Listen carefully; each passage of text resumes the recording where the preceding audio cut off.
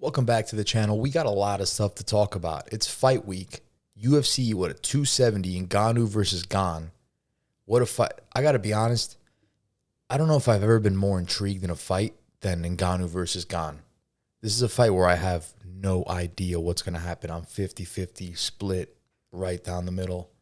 What a fight. Let's see who's on the rest of that card for Ngannou versus Gane. We got Cody Stamann versus Said Nurmagomedov. That's a good fight. Greg Hardy's back. Spivak versus Hardy. Okay, it's not a bad fight right there. Mikael Pereira's back. He's exciting. He's definitely exciting to watch. Always doing the crazy acrobatic stuff. But I feel like if that guy actually took it serious and really wanted to commit to being a world champion, no more fooling around, just doing what you have to do to win a fight. That's it. He can go a long way. He's a talented guy. So I'm excited to see. He looked real good in his last fight. So let's see what he could do. Let's see if he can get that momentum going. I'm a fan of the guy. Of course, it's a trilogy. We got Brandon Moreno versus Deiveson Figueiredo. And the fact that we're even talking, I was thinking about this earlier, like the fact that we're even talking about a big flyweight trilogy, a big flyweight fight. Who would have thought that 3-4 years ago? It's not something I thought we would be talking about. These guys have definitely made the division more interesting. Henry Cejudo certainly saved the division. I got to give him that. For as cringe as he is and what people want to say about him, he saved the flyweight division when he beat TJ Dillashaw. But you got to give it to Brandon Moreno and Deiveson Figueiredo. They've been holding their own, and they're putting the division on their backs. These guys are putting on a show every time they go out there and face each other. So it's got to raise the level of competition for the rest of the guys in that division. Kai Kara France, we got Brandon Royval there too. We got Askar Askarov. He's gonna have a big fight coming up against Kara France, obviously. So the division's getting more interesting. And then the main event, of course, Cyril Gane versus Francis Ngannou, the interim champion versus the undisputed champion of the world for the undisputed championship. Crazy fight. Honestly, I don't even care about the rest of the card. That's how fucking crazy this card is. Which, if you want to talk about the rest of the card, the card is in totality. It's not the greatest main card. Pereira versus Fiallo. If you saw this on a prelim for a pay-per-view, you wouldn't even blink twice. If you saw Greg Hardy versus Spivak on a prelim for a pay-per-view, you wouldn't blink twice. The rest are good because I'm a big fan of Nurmagomedov and I'm a big fan of Cody Stamann. So, again, we'll see. I just think that the main event itself I think Dana just said, listen, we could just put mop buckets as the rest of the card. That main event is so damn good that it doesn't even matter. And the co-main event's great too, so let's not get it twisted. I'm not saying it's a trash card. I'm just saying it's not the most loaded pay-per-view I've seen. Certainly not a loaded pay-per-view compared to the ones Dana's been rolling out recently, at the end of 2021 rather. The cards were loaded. So we've been spoiled. I'm not saying anything here. I want to talk a little bit about Ngannou versus Gane because I think that's a great fight. Obviously, like I said, it's a toss-up. And Cyril Gane's actually the favorite right now. It's a minus 155 on the UFC website. And Ngannou, the plus 135. Here's the thing. I was thinking about this last night. I'm going to go Ngannou just because when it's like a 50-50 fight, I'm always going to give the edge to the champion. But I don't know. Cyril Gane might be the most clinical striker in the heavyweight division, the history of the heavyweight division. I don't know if I've ever seen a striker like Cyril Gane. He moves like a middleweight, like the way he throws his kicks, just the way his positioning, everything. His movement, he's very athletic for a heavyweight. It's scary. He's so fast too. I mean, the guy, what is he now, 11-0? The way he's risen to the top to become a champion, I've never seen a guy climb to relevancy so quick. I mean, Francis did it, right? But he's 10-0? So he's 10-0, and he's already fighting for the world championship, and he was the interim, and he's already the interim champion. And the guy has been in the UFC for how long? A couple of years? It's mind-blowing. So I think Cyril Gane's definitely, if you ask me, who is the better mixed martial artist overall, I'm going to say Cyril Gane every day of the week. But Francis Ngannou just has that power that it doesn't make sense. Like at any moment in the fight, he could just put Cyril Gane's lights out. All he has to do is touch him one time clean, and Cyril Gane could go out. You know, I don't know has Cyril Gane's chin ever been tested? Has he ever eaten big shots like that?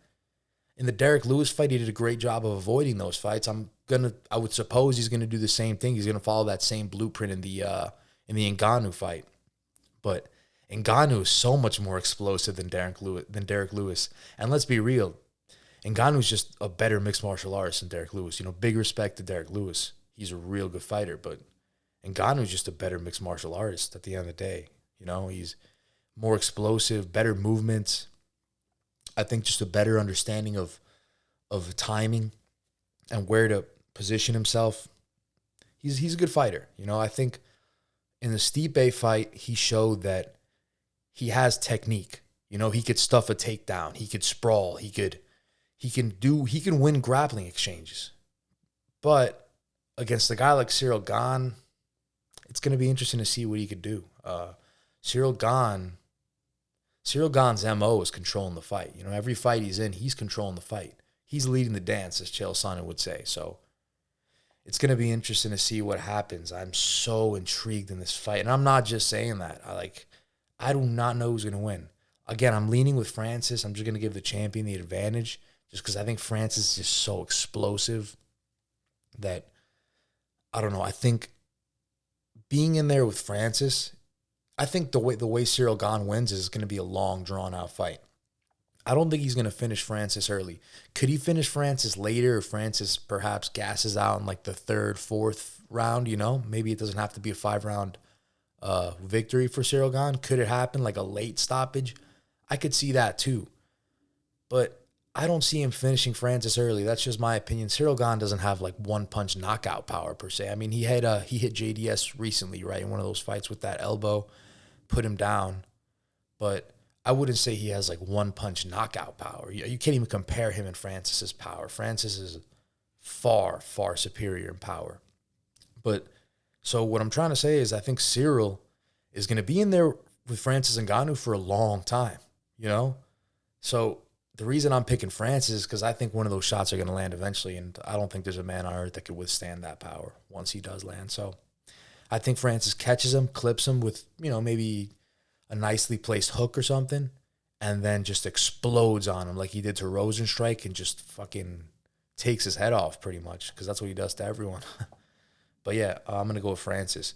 Would it shock me if Cyril Gane beats him, you know, maybe submits him in like the fourth round or just takes it, you know, does a Stipe Miocic on him the first time around and just makes it a 5-round, you know, just grueling fight and is able to just beat him? Yeah, it wouldn't surprise me, but I'll go with Francis. But if I'm a betting man, which I'm not, but if I'm a betting man, I'm not betting on this fight. I'm not touching this fight. And the odds would back me up on that. Dude, what a fight. Again, just what a fight. So let's go through some news right now. Alexander Volkanovski tears into punching bag Giga Chikadze. I would have made him look really, really bad. I saw this on his interview on Ariel Helwani's show, the MMA Hour. That's the thing, man. And I got to be honest here, like I was a fan of Chikadze too. I really thought the guy was going to become a contender. Definitely breaking in that top 5. I thought he was going to beat Calvin Kattar, but you can't sleep on Calvin Kattar either. And you know, the guy spoke a little too soon. The guy was talking wild shit, like, before the Kattar fight, you know? I think he was saying he deserved the title fight against Volkanovski when Max stepped out. Like, come on, buddy. You know, like, he's a beast. I'm a fan of Chikadze, but you got to pump the brakes a little bit. You know what I mean? Like, he's been going at it with everyone lately on Twitter, like Zombie, Volkanovski. I think he called Volkanovski a bitch on Twitter. Volkanovski got pretty pissed off. He was like, yeah, you want to see me on the street or some shit like that? Volkanovski got offended by that. That was funny as hell. Volkanovski doesn't fuck around. I've grown to respect Volkanovski, Like, you could say what you want about Volkanovski, like whether if he lost the Max fight or not, but he's a stand-up guy. He's a respectable guy. And if Max is 1A, he's 1B. So, like, say what you want about him, but I like the guy. I don't mind him. Although I do think Max beat him, but that's beside the point. He was giving Max a trilogy regardless. What does that say about him? I think he even said it on the show when they interviewed him. I think he said, like, how many people would, like this guy, Giga's calling me a bitch. How many people would fight Max Holloway a third time after being up 2-0? Now, whether you like it or not, he's up 2-0 on paper. So he's kind of right. Like, you got to give the guy his due. See what other news we got for today or just recently. Calvin Kattar drew motivation from Giga Chikadze looking past him for a title fight. It wasn't something that I would do. Yeah, this is the thing about the UFC, but this is the thing about the UFC and boxing. The UFC, Dana White is going to put the best against the best always. That's why in UFC, you're not seeing, it's rare to see people 30-0, 25-0. That's why Khabib is so special. That's why John Jones is so special with these undefeated. Well, John Jones isn't undefeated, but everyone knows that DQ loss was bullshit. But that's why it's so impressive to see these guys like Khabib and John Jones that have never lost a fight before in the UFC, because you're always facing the best. It's killer versus killer. Sure, if you're far superior than everyone when you're like unranked around you, fine. But eventually there's going to come a point in time where you're going to have to face the number 11 ranked guy in the world, the number 13 ranked guy in the world, 7, 6, et cetera, et cetera. And you're going to be facing killers. In every division, it's like that in the UFC. So you cannot look past anybody. And how could you look past anybody, especially in a sport where you're wearing 4-ounce gloves, punching each other in the face, elbowing each other in the face, kneeing each other in the face? You can't look past anybody, regardless of who you're fighting. Henry Cejudo says he would drown Peter Yan. Henry Cejudo says he would drown Peter Yan, but unwilling to come out of retirement without that bag full of money. This guy thinks he's like Conor McGregor, man, I swear. I don't know what it is. Like, I'm a fan. I'm actually a fan. That's the thing. I think, as an athlete, how could you not be a fan? Incredible Olympic gold medalist wrestler, UFC champion, multi-weight UFC champion. It's incredible. But to think that you want that bag full of money, or else you're not coming out of retirement. Like, I get it from a talent perspective. You deserve it 100%. But the world we live in now with entertainment and all that, you got to talk shit. You got to market yourself better. You're not Conor McGregor. Like, nobody's giving you a bag to come back from retirement, bro. Like, you have to make a decision if you want to come back. If you love the game, come back because you love the game. And, I'm sure you'll make some decent money. But if you're thinking you're going to make what Conor McGregor would make, or even if you're even thinking you're going to make something like what Jorge Masvidal will make, like, people just don't know you like that. It's no offense to Henry, but here's the thing. It's like if you ask somebody that watches pay-per-view on occasion, you're like, and they watch the big fights, they watch some McGregor fights, some Diaz fights, some Masvidal fights. You ask them, do you know who Henry Cejudo is? I guarantee you most people aren't going to know who that is. He's just not a household name. So, to say you want the bag of money, from a talent perspective, I get it. You deserve it. But that's just not the world we live in,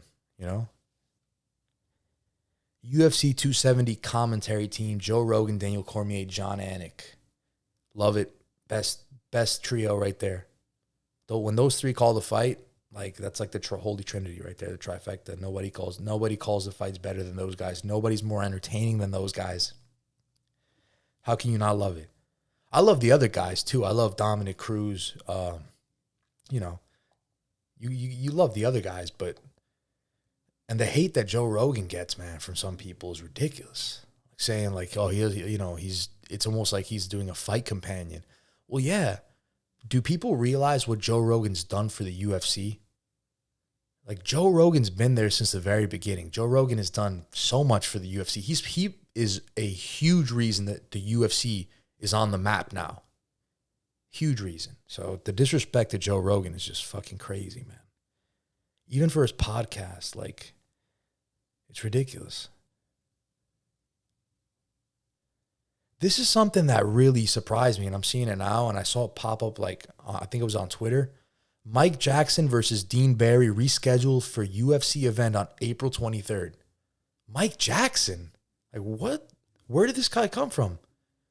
Last I heard of Mike Jackson, Dana White was saying in the press conference after the his fight with CM Punk, saying, oh, this guy's throwing bolo punches and making a mockery of it. Could have finished it whenever he wanted to. I guarantee you never see Mike Jackson again in the UFC. He said something like that. And what is he, back? Mike Jackson will make his return to the octagon for the first time since facing AEW superstar CM Punk when he faces Dean Barry at the upcoming UFC fight night. So, yeah, because I saw that he was fighting this guy, Dean Barry, but I was like, there's no way it's for UFC. But I guess it is. At the upcoming UFC fight night card scheduled for April 23rd. That's crazy. I'm shocked. As for Barry, the 29-year-old Irish fighter will make his UFC debut after he had previously been scheduled to face Jackson on 2 different dates in 2021. I had no idea. That's crazy. And this is all from MMAfighting.com, by the way, all this stuff that I'm getting.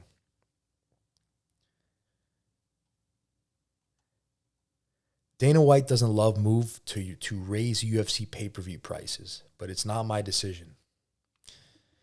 Yeah, I mean, ultimately, you know, the brass makes that decision, right? And that's ESPN now. So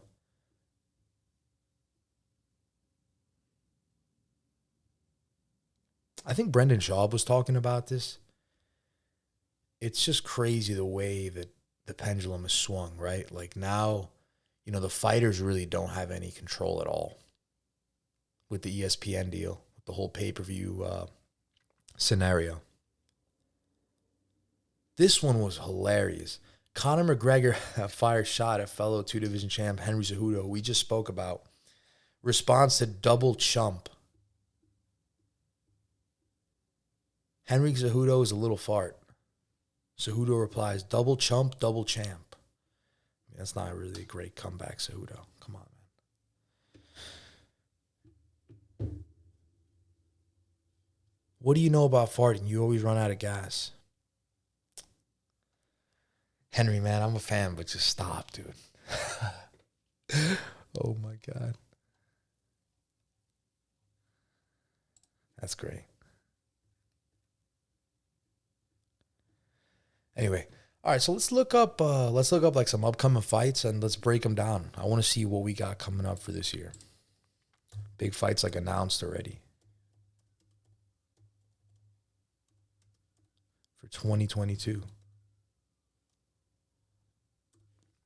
The Masvidal Covington one's a big one, and we're going to get to that, but I kind of want to go in order here, so let's pull this up. So we got her Manson versus Strickland, and I broke that one down a little bit in one of my previous videos, so that's going to be a great fight. I'm real excited about that one, and that one's going to be February 5th at 4 o'clock UFC Fight Night.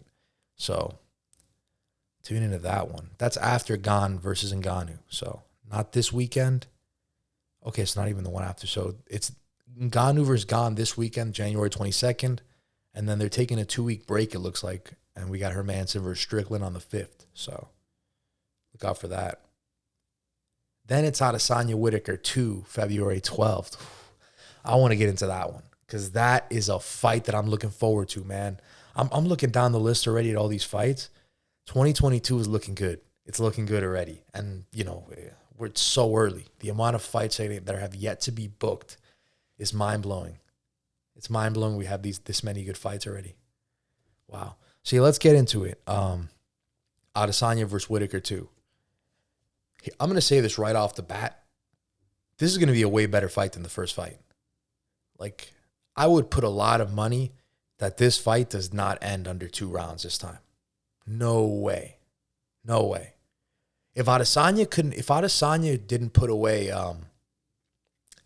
didn't put Marvin Vettori away, he's not putting Robert Whitaker away. Robert Whitaker is like Marvin Vettori, but just does everything else better. Just does everything better, literally. And no disrespect to Vettori, but Robert Whitaker is a beast. Striking, wrestling. I'd give Robert Whitaker the advantage in the wrestling over Adesanya. And I think if there's anything to take out of Adesanya's like previous fights, where even though he beat Vettori, I think he did get taken down in the. I mean, I know in the first fight he got taken down, but I'm talking about the second fight. Even though he did beat Vettori, I think he did get taken down in that fight. He got taken down in the Jan fight and controlled on the ground, and that's a pretty big reason Jan won the fight. So, hey, anything is possible. Adesanya has a loss since he last beat Whitaker. And Whitaker's been on a roll, man. He's been undefeated. So if you want to look at it like that, I don't know. It's going to be a good fight. I just love both guys. I love Israel Adesanya. I'm a big fan of Robert Whitaker too. But I don't know who's going to. I don't know. I would think Izzy wins that fight. I'm going to give Israel Adesanya the advantage in that fight. I'm going to give him like a 5-round decision. But I think that's going to be a great fight. I think Robert Whitaker is going to put forth a way better performance than he did the first time. There's just no way that I think Robert Whitaker is going to get knocked out again in the second round. If you ask me that, I don't think so. I don't. And Robert Whitaker's a world-class fighter. Robert Whitaker's one of the better fighters in the world. Say what you want about him, one of the better fighters in the world.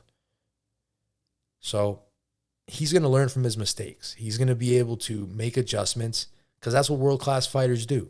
So expect a better fight. Expect a better fight for sure. Dos Anjos versus Fiziev is a good fight. You know, and a lot of people like to call Dos Anjos a gatekeeper, but the guy, look who he fights. He fights everybody. I mean, yeah, I guess you could call him a gatekeeper for that, but I wouldn't even go gatekeeper. Like, I think a guy like that, you got to, like, honor more. You got to just put him in that Nate Diaz category, that Dan Hooker category. Like, he's just a dog, man. He fights everyone. Is he the guy that's like, oh, I'll step in late notice? I don't know. Has he ever done that before? I'm not sure, but he's fought everyone. He's not scared of anyone, Dos Anjos. I'm a big fan of Fiziev. His striking, I love it. I love his post-fight interviews when he calls out Hasbullah. Like, he's awesome. So I'm going to be watching that one. That one's February 19th. Another big fight we got coming up, February 26th. We got Banil Dariush versus Islam Makachev.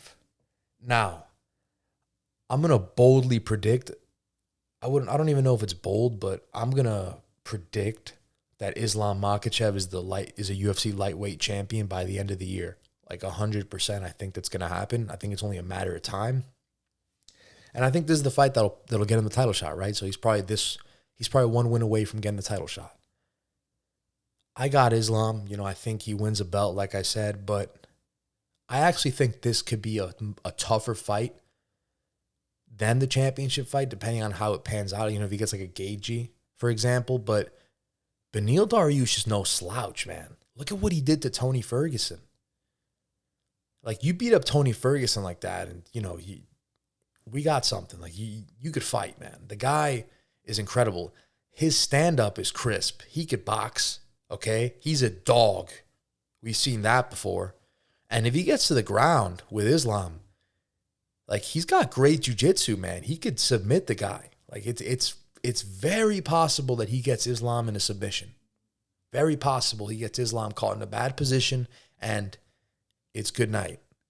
And he gets the belt wrapped around his waist. So do not sleep on Banil Dariush. But I'm going to go with Islam Makachev because I just think that the pressure, the wrestling is just going to be too much and it's going to smother him. And yeah, do I think Banil goes the distance? Because that's a tough thing to do nowadays. I think Islam's just getting better and better, man. I think he's just going to start finishing these guys like Khabib started to do when he started getting hot. He wasn't even going to these decisions anymore. He was just submitting people left and right. You know what I mean? Finishing them on the ground. So I think you're going to see a lot of that from Islam on his way to the title and throughout his title reign. If he goes and gets the title, you're going to see a lot of dominating performances as opposed to like great 5-round fights. So that's the question is Banil Dariush going to go the distance? I would say no. I think there's going to be a lot of exchanges on the ground in this fight. Most of them, engaged by Islam Makachev. I think he's going to want to take this fight to the ground. I think Dariush may want to keep this fight standing because I'd give him the advantage in the striking. But Islam's a very good striker too, I think. Islam's a better striker than Khabib was. You could definitely say that. So it's going to be interesting no matter where the fight goes. But I'm going to have to give it to Islam. I'm going to say Islam. I'll say he finishes him. I'm not going to say whether it's by submission or by, punches, whatever. I'm going to say he finishes him in the 4th round on the ground. He finishes him on the ground. I don't think there's going to be a finish standing up.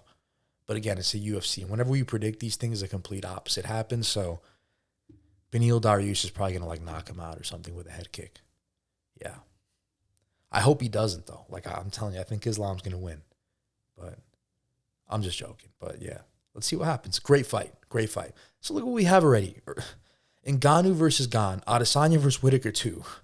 Dariush versus Makachev. And that's not the other. And I'm not even mentioning the other couple great fights that we have too that I already mentioned. But just those 3 fights alone, those are all 3 bona fide main event pay-per-views. Even though the Dariush Makachev one is a UFC fight night. But regardless, Dariush Makachev could be a main event of a pay-per-view any day. Take my money. Take my money, Dana. Colby Covington versus Jorge Masvidal. Here's the thing. I get giddy like a child because the fights we had this year, man, it's fucking crazy, dude.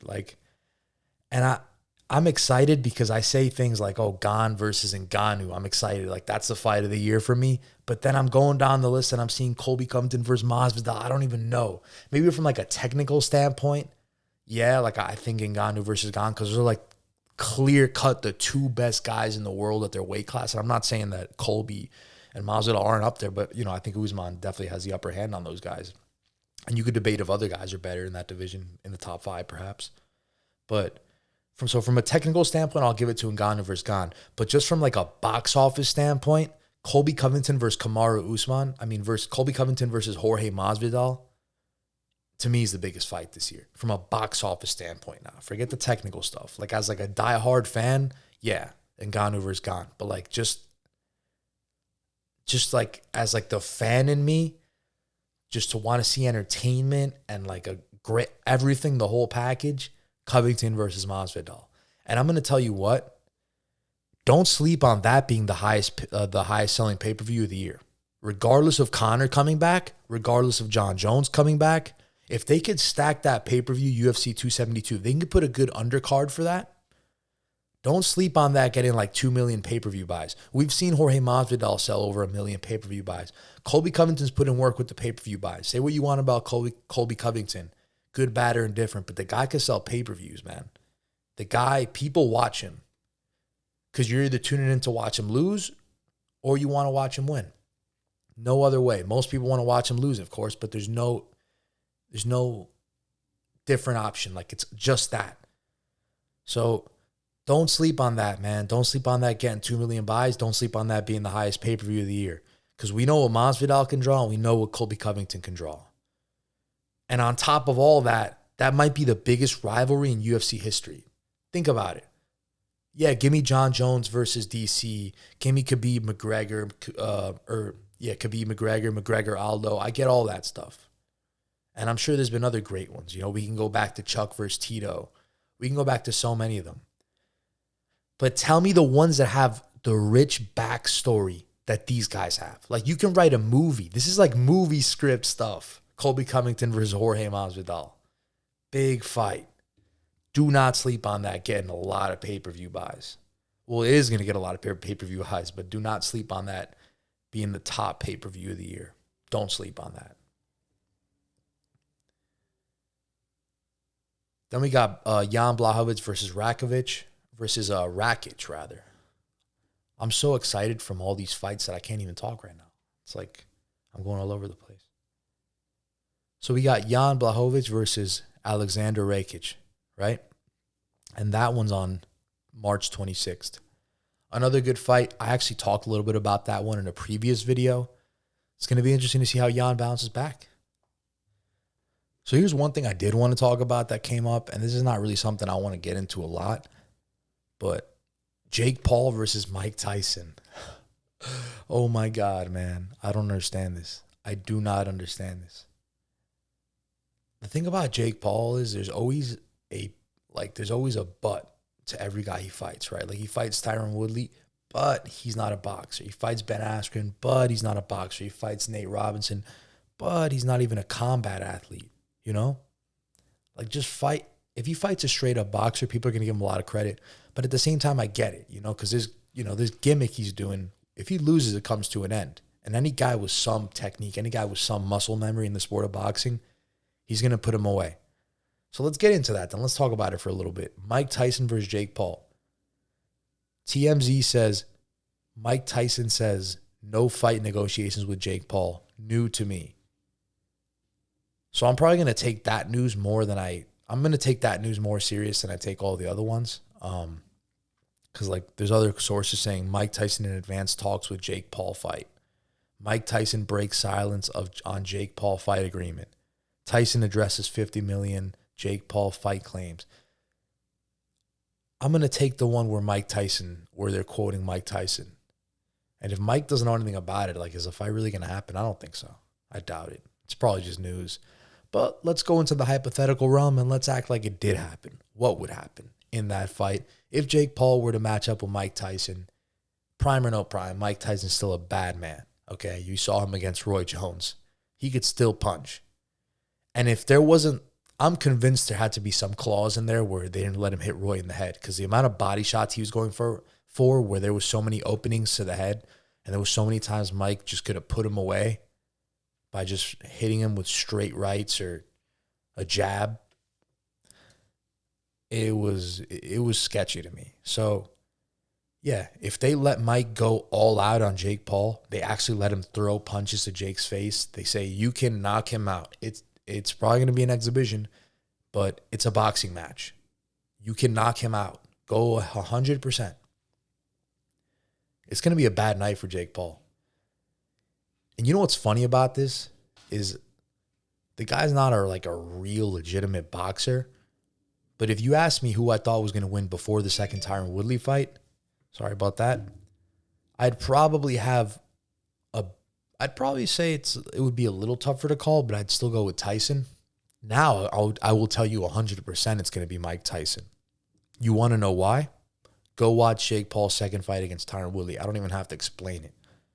That fight before Jake knocked him out, where Tyron said he dropped his hands, that was a pitiful fight. I mean, from any standpoint you want, from an entertainment standpoint, from a tactical boxing standpoint, it was a bad fight.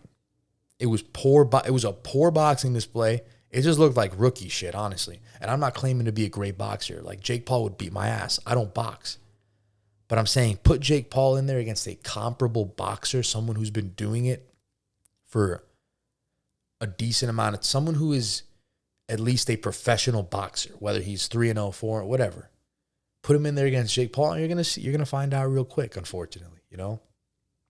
But credit to him. He's doing his thing. You know, he's doing his thing. He's getting the big money fights, and I don't even mind it. Like, the way I see it is, if you were in his position and someone told you that all the things he did, if you do, it's going to make you just as successful, would you do it?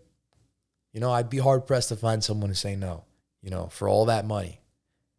You know, you got to give him the credit. But Mike Tyson would knock his block off if they fought. Let's be real. Mike Tyson still has power. Thank you so much for listening. For more weekly content like this, subscribe to the channel on all platforms.